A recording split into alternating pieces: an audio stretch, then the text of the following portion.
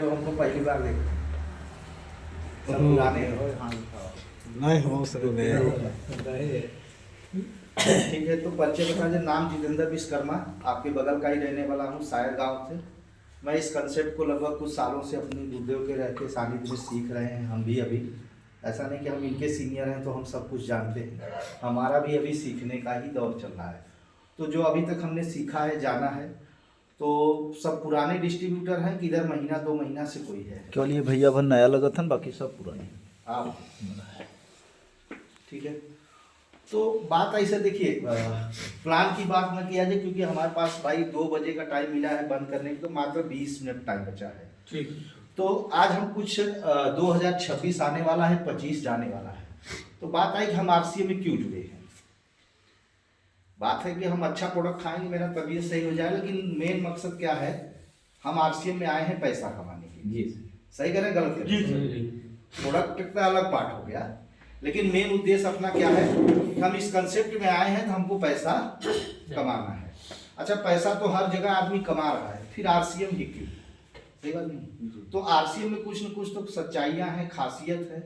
यहाँ खासियत क्या है कि अगर हम इस काम को कुछ समय तक कर लें तो फिर हम काम चाहे करें चाहे ना करें, हमें पीढ़ी दर पीढ़ी इनकम आती है। पहले आरसीएम में एक नियम था कि आप काम करोगे आपको 7 पीढ़ी तक पैसा आएगा, लेकिन अभी अभी कंपनी ने सर्वर अपडेट किया, नया सॉफ्टवेयर फिट किया गया, और हमारे कंपनी के एमडी साहब के जो लड़के हैं आदरणीय सौरभ छावड़ा जी के लिए एक बार जोरदार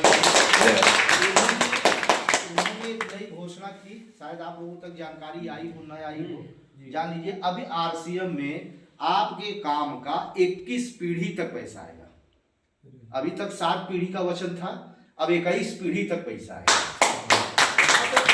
हम लोग अपने आप को सौभाग्यशाली समझे अगर इस काम में हम करें कुछ समय तक, साल 2 साल 3 साल 4 साल 5 साल 10 साल, हम समय की बात नहीं करेंगे, वो तो हमारे मतलब काम के ऊपर डिपेंड करता है कि हमको सफलता लेने के लिए कितना वक्त लगेगा।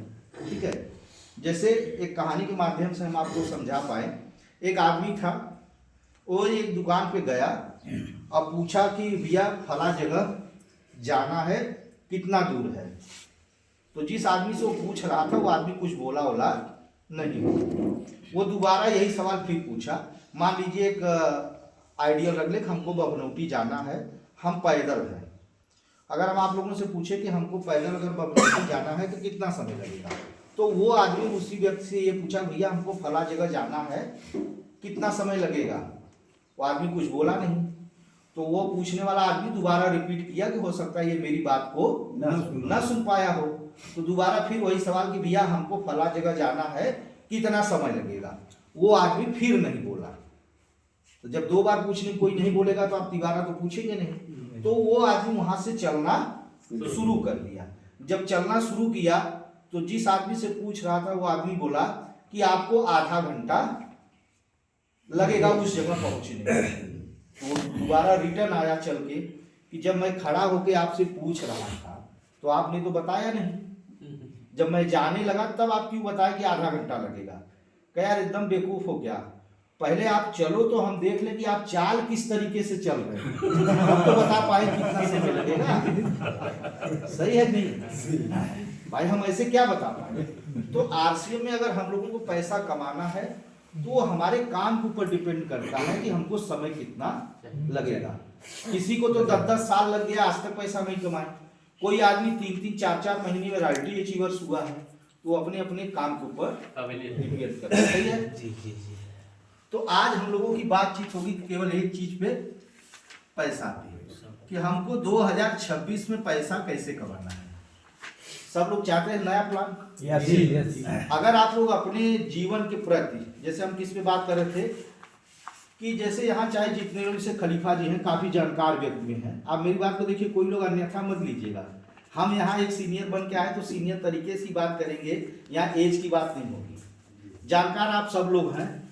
क्या खलीफा जी आप अपने दादा के दादाजी का नाम बता सकते हैं क्या?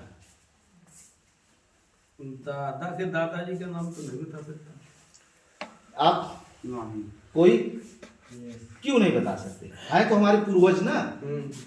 दादाजी के दादा मतलब जैसे हम ना, हमारे पिताजी पिताजी के दादाजी और दादाजी के पिताजी और पिताजी के दादाजी। यही पीढ़ी हमने पूछा ना, कई पीढ़ी हो गई?